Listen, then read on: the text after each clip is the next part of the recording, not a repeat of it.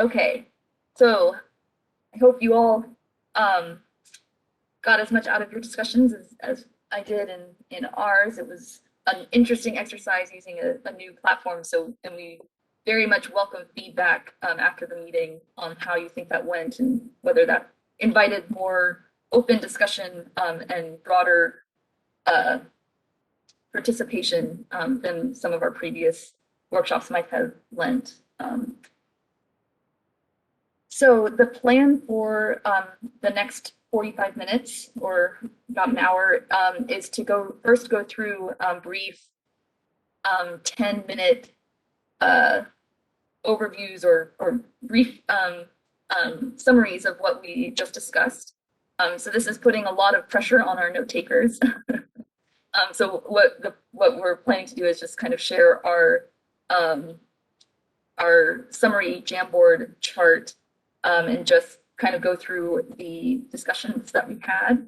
Um, and then after that, we'll have a more general discussion opportunity here without the Jamboard. This is just open discussion to finalize, identify anything we discussed that was a highlight in your individual breakout sessions or things that we didn't discuss that you think are important to be sure to cover. Sean, do you have any additional opening remarks for this part of the session? I just want to say for session 3, it went really well, and just wanted to thank everyone for participating and putting your ideas out there. And I look forward to sharing what we came up with the rest of the group. Great. And Amanda Nam, are you on? Has your breakout session reconvened here? Yes, I am here. Can you see me? I can't there see I am. you. Okay. Did you want me to talk about the summary? I'm sorry, I was looking at my Jamboard. Oh no, just do you have any opening remarks before we dive into the summaries? Oh, I'm sorry. No, I just think that we had some really good discussion in our breakout room, and happy to share that in a few minutes. Great, excellent, thank you. All right, so let's see. Let's just go in order of the breakout sessions then. So we'll start with breakout 1. Let's see. I guess it might be easiest just for me to share my chart. And our note taker was Jackie Black. Jackie, can you join us? Yeah, I'm here. Great. All right, so I'll go ahead and share the screen. See that? Great. Okay. So Jackie, can you run through what we discussed in breakout 1, please? Or you can introduce yourself first. Please introduce yourself. Run through the. Hello, I'm an Indian student over EX2. I'm focusing on lunar dust mitigation, so I've been doing a lot of on-site testing of technologies and how lunar dust affects our subsystems and spacesuits.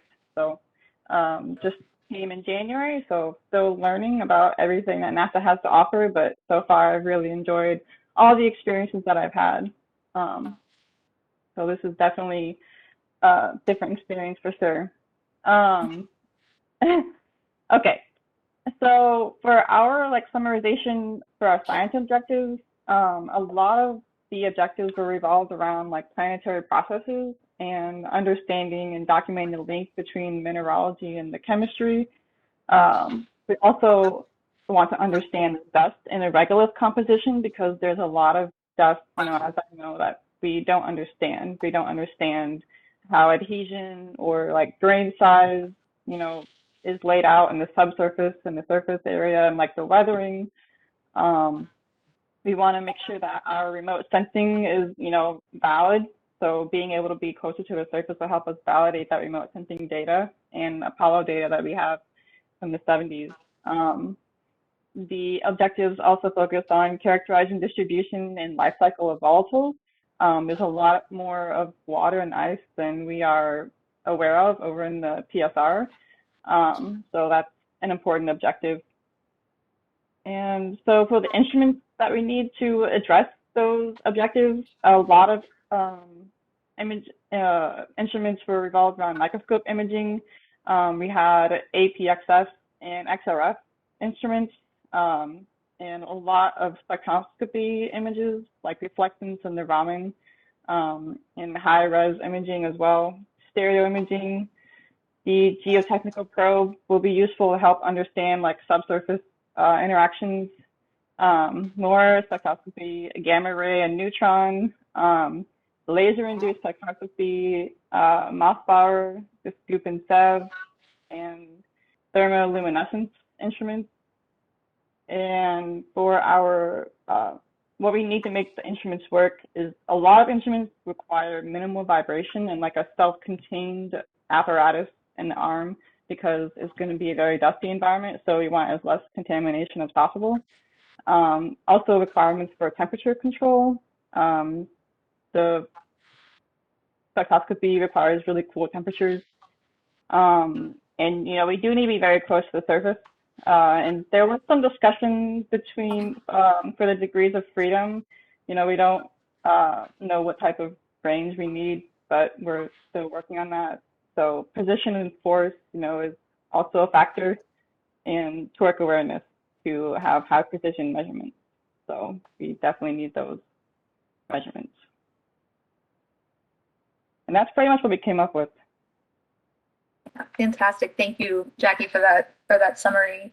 I will say we did notice at the end that one of the key parameters that we didn't discuss as much as maybe we need to or would be good for both on the instrument side and on the arm side is the mass range of these instruments. So that's something that we'll be potentially soliciting additional information on, and just to understand what the different masses are for these different types of instruments. All right, so that is the summary from Breakout Room 1. I'm gonna stop sharing that and go to, I think, Kelsey, were you putting the links to the chat, to the Jamboards in the chat? Yes, I did put those, all those, well, Rishi did the third one, and I did the first. Perfect. Thank you so much. So let's jump over to sample acquisition.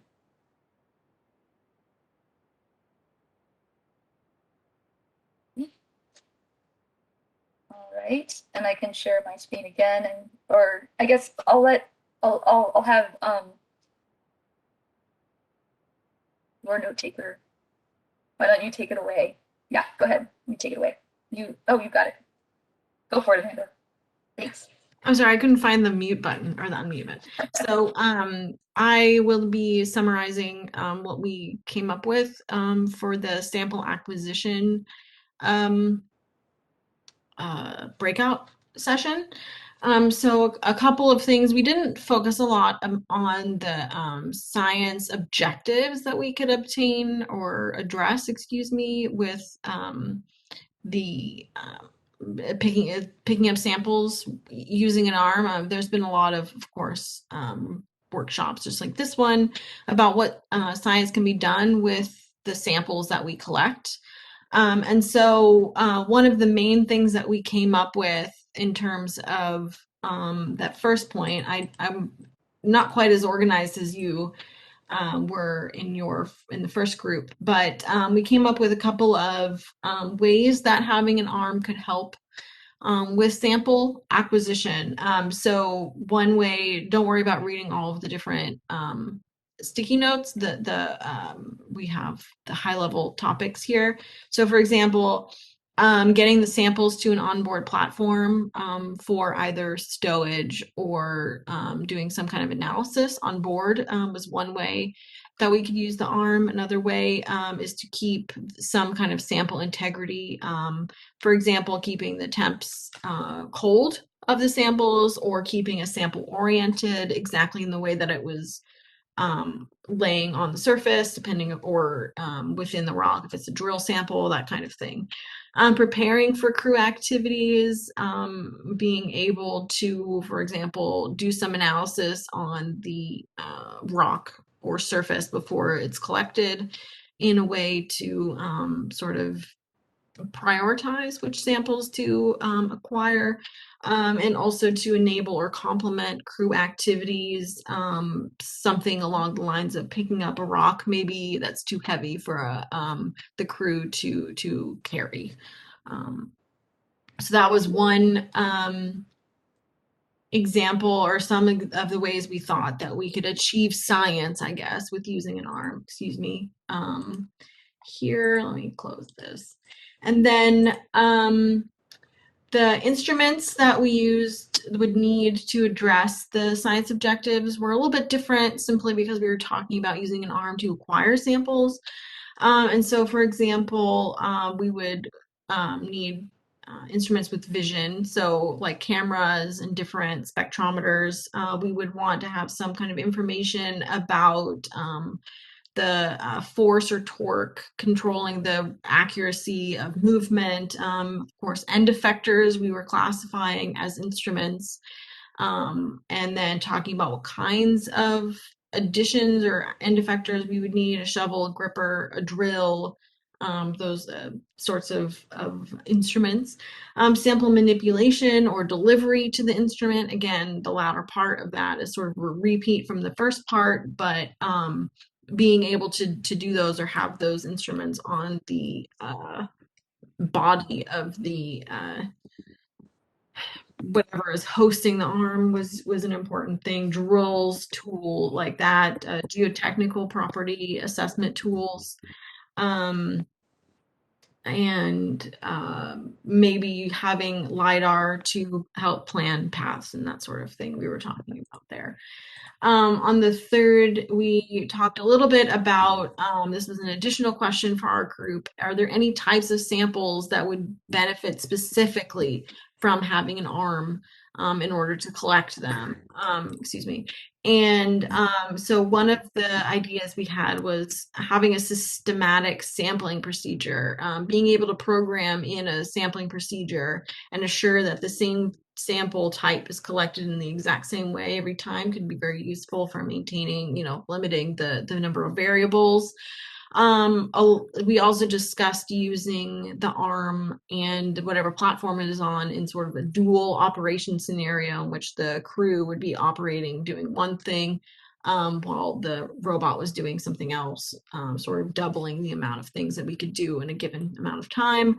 Also addressing or collecting difficult samples, we sort of classified them. Potentially, again, the heavy or very dense samples that may present some kind of risk that we don't want to expose our crew to. Potentially isomented regolith may be difficult to collect with a human.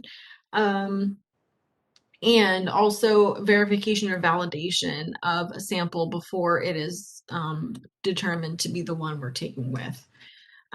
So those were sort of the high level summaries of things that we talked about in that respect. And then we talked a lot about things that the robot may need in order to make her instrument work. And we sort of saw this as a broader question in terms of like,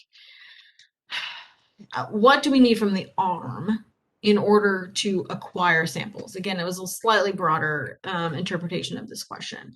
And so again, there were a couple of high-level things that we broke out our input into. So controlling movement and motor requirements.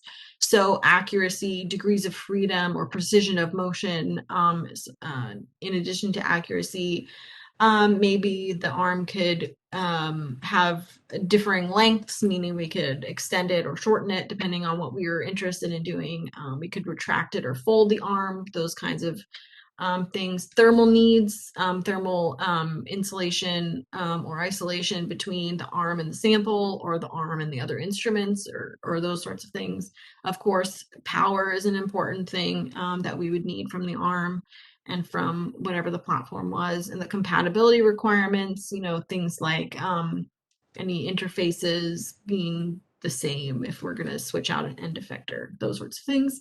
And we talked a little bit about manipulator types, different things that we may want to put on the end, essentially, to collect the samples. A hand-like thing, or a gripper, or a drill. Again, those sorts of things there.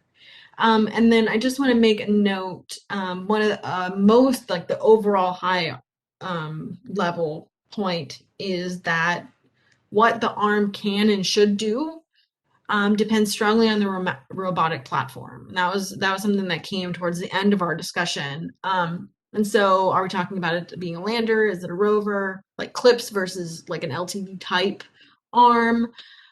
Pressurized, of course, non-pressurized. Is it going to be operating with crew, not crew? Is it going to be autonomous or teleoperated? All of those things, of course, control what an arm we would like the arm to be able to do in terms of sample acquisition, or we would worry about the arm doing. Okay, so, but I think that we had some really interesting discussion in our group, a lot of discussion about the engineering capabilities or limitations that we should consider moving forward with using an arm in this way. So I think that's what I will say we did in group 2. So thank you. Awesome. Well, Deborah had to step away for a moment, so I'll go ahead and, oh, you're back. So I'll introduce Rishi, Chandra, who's going to brief our summary from Breakout Session 3. Rishi, go ahead and take it away. I'll go ahead and share my screen. Sure, thank you. Hi, everyone. Yeah, I'm Rishi. I was helping take notes in Session 3. I guess I can introduce myself. So I'm a first-year PhD student at the University of Arizona in the Lunar Planetary Laboratory, so in planetary sciences. And I'm personally interested in seismology, but a lot of good science to talk about here. Okay, so the science objectives that can be accomplished by deploying instruments with a robot arm are actually really, really diverse. So there's geophysical science, quite a bit of that. I think that was discussed in both of the previous sessions. Particle flux, solar and radiation flux. So particle flux including micrometeorites, and then solar and radiation flux, as the name suggests.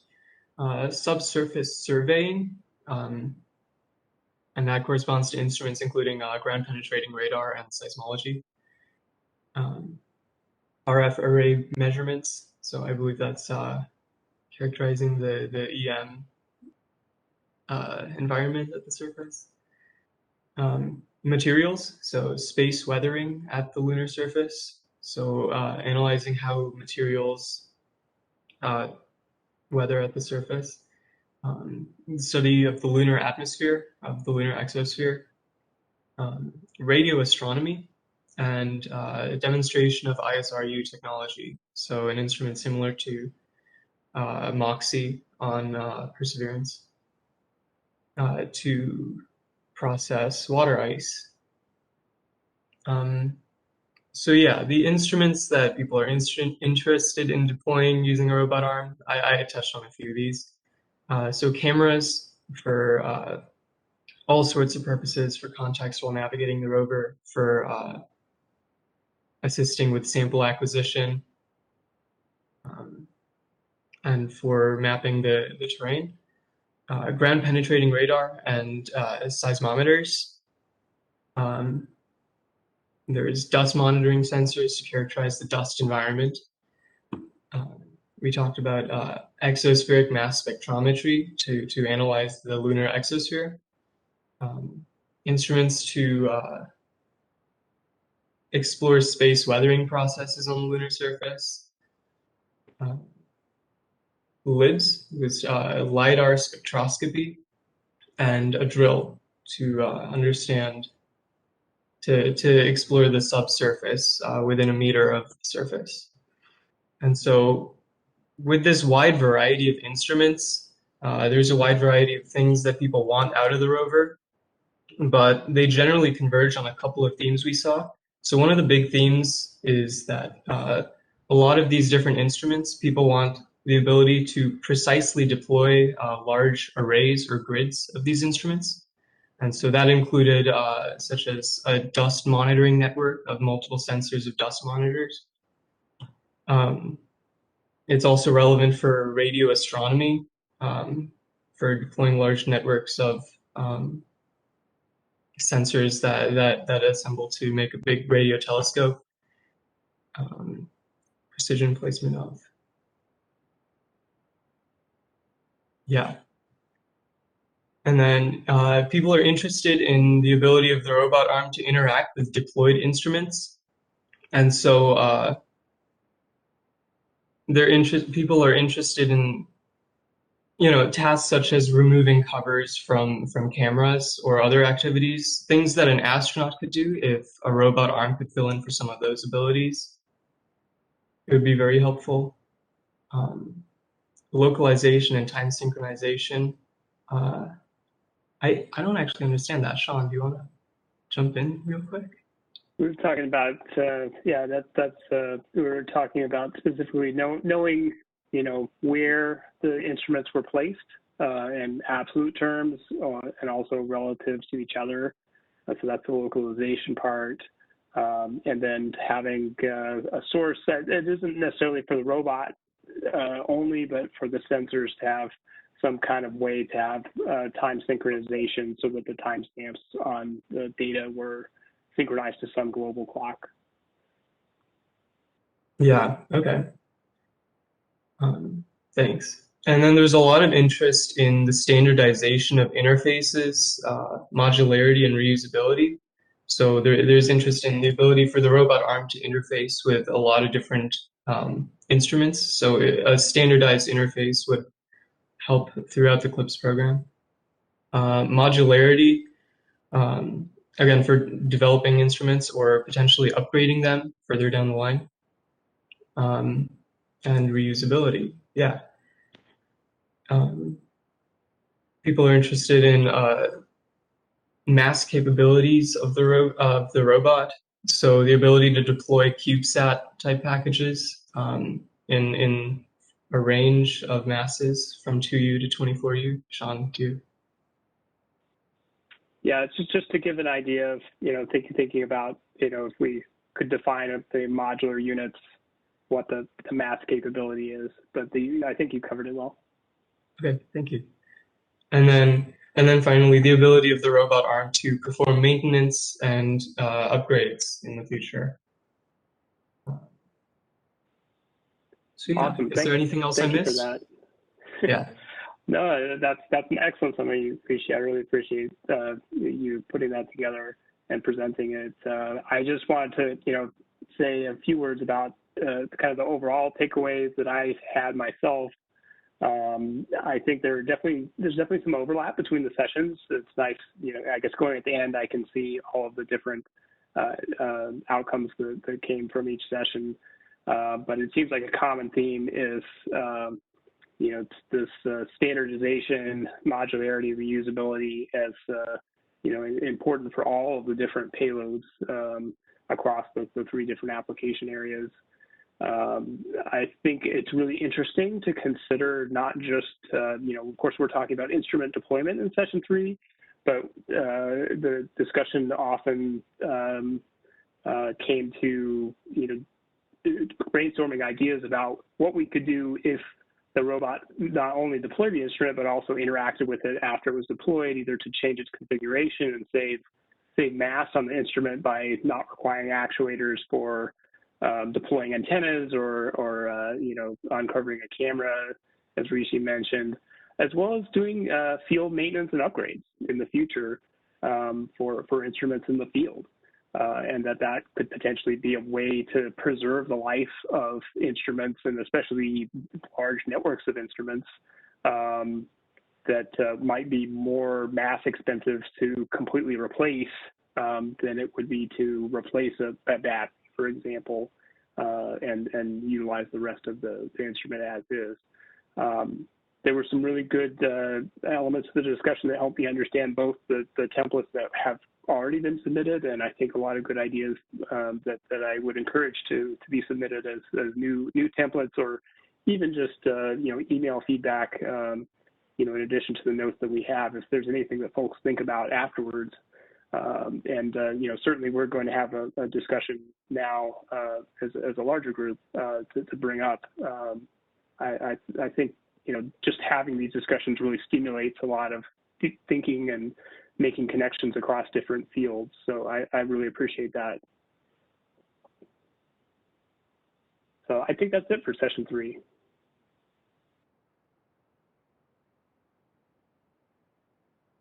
Fantastic. Thank you. Thank you, Sean. Thank you, Rishi, for that excellent summary. And Amanda and Jackie as well. That's not an easy thing to do, to go step out of a conversation and then try to summarize it for everybody. So I really appreciate your taking on that mantle.